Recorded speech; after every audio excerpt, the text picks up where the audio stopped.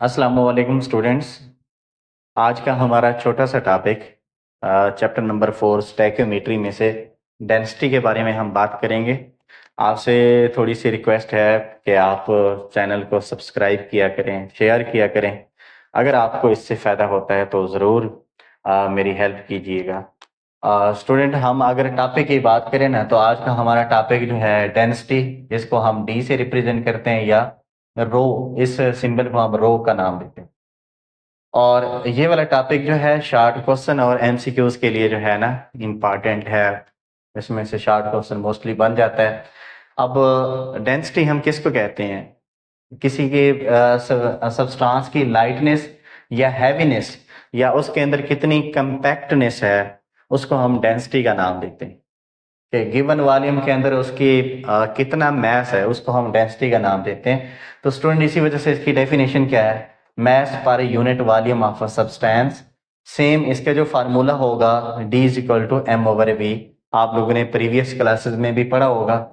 अब यहाँ पर ये आप लोगों ने गौर करना है कि इसके जो यूनिट होते हैं, दो यूनिट होते हैं, एक ऐसा यूनिट और एक सेंटीमीटर ग्राम सेकंड सिस्टम के मुताबिक ना। तो सेंटीमीटर ग्राम सेकंड, जिसमें लेंथ को हम सेंटीमीटर यूनिट रखें, किलोग्राम का मैस का हम ग्राम, किलोग्राम की बजाय ग्राम यूज करें और टाइम का सेकंड करें, तो इसको हम कहते हैं सेंटीमीटर ग्राम सेकंड सिस्टम। तो इसमें इसका यूनिट क्या बनता है? ग्राम पर सेंटीमीटर क्यूब। और ये स्टूडेंट सिर्फ एप्लीकेबल है लिक्विड और सॉलिड के लिए। लेकिन जब हम गैसेस की बात करते हैं तो इस यूनिट को जो है ना, वो हम इंक्रीज कर देते हैं। आपको पता है सेंटीमीटर क्यूब छोटा यूनिट है और डेसीमीटर क्यूब जो है ना, वो बड़ा यूनिट है। तो इसमें बड़ा यूनिट क्यों हम यूज करते हैं? क्योंकि जो गैसेस है ना, लिक्विड की निस्बत और सॉलिड की निस्बत बहुत ज्यादा वॉल्यूम ऑक्यूपाई करती हैं। मैस उनका कम होता है लेकिन उनका वॉल्यूम बहुत ज्यादा होता है, तो जिसकी वजह से यूनिट वॉल्यूम का जो यूनिट होता है वो बड़ा यूज किया जाता है। स्टूडेंट, अब अगर हम इसकी कैलकुलेशन की बात करें तो दो कंडीशन पे हम इसकी कैलकुलेशन कर सकते हैं। लेकिन हमारी बुक में जो कंडीशन गिवन है वो कौन सी है? एसटीपी।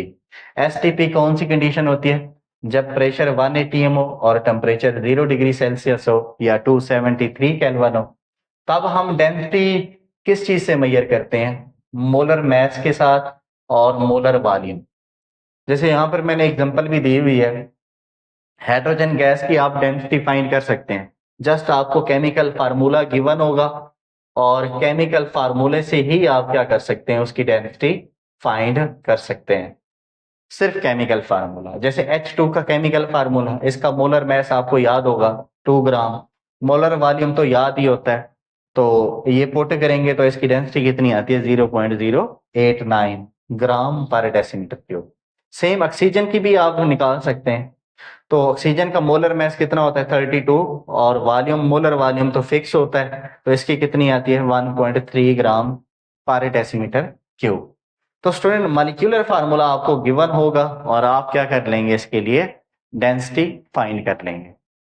अब अगर हम नेक्स्ट इसकी बात करें कि ये किसके ऊपर डिपेंड करती है, क्योंकि स्टूडेंट मोलर वॉल्यूम तो फिक्स होता है, यानी कि 22.4 डेसीमीटर क्यूब पर मोल, यानी कि एक मोल का वॉल्यूम जो होता है वो फिक्स होता है। तो जब ये फिक्स होगा तो डेंसिटी सिर्फ फिर किसके ऊपर डिपेंड करेगी स्टूडेंट? मोलर मैस के ऊपर, क्योंकि ये तो कांस्टेंट होता है तमाम गैसेस के लिए। अगर उनका टेम्परेचर और प्रेशर क्या है? सेम। ये लाजमी याद रख लेना। एसटीपी पे आपको पता है कि टेम्परेचर भी सेम रहता है, प्रेशर भी सेम रहता है, इसी वजह से उनका वॉल्यूम क्या रहता है? कांस्टेंट।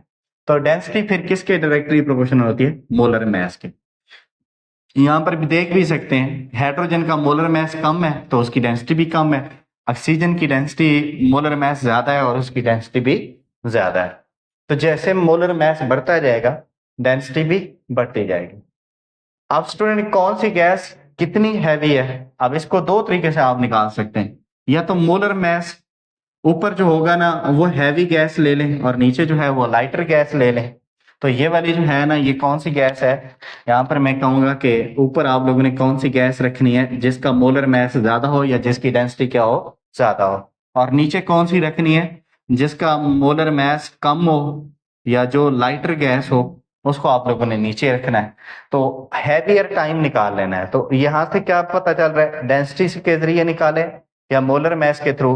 तो ये पता चलता है कि ऑक्सीजन जो है वो हाइड्रोजन से 16 टाइम्स हैवी है, यानी कि इसकी डेंसिटी 16 टाइम्स H2 से क्या है, ज्यादा है।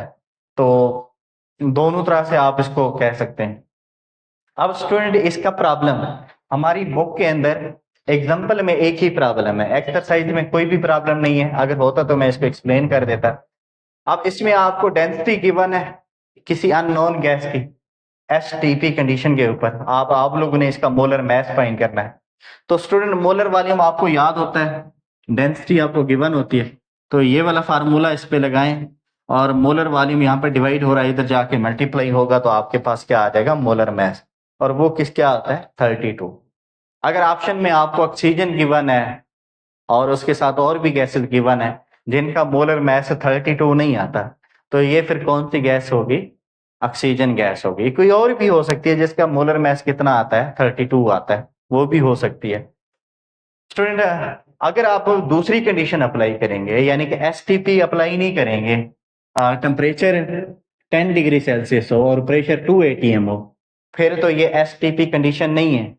तो फिर क्या फिर भी हम इसके लिए ये वाला फार्मूला अप्लाई करेंगे, नहीं, फिर ये वाला फार्मूला अप्लाई नहीं कर सकते। उसके लिए और फार्मूला है, वो हमारी बुक के अंदर मेंशन नहीं है, ना ही हम उसकी कोई एग्जांपल करते हैं। वैसे मैंने मतलब रिलेट कर दिया, बता दिया कि ये वाला फार्मूला हर कंडीशन के ऊपर अप्लाई नहीं होता, जस्ट किस कंडीशन के ऊपर अप्लाई होता है, एट एसटीपी।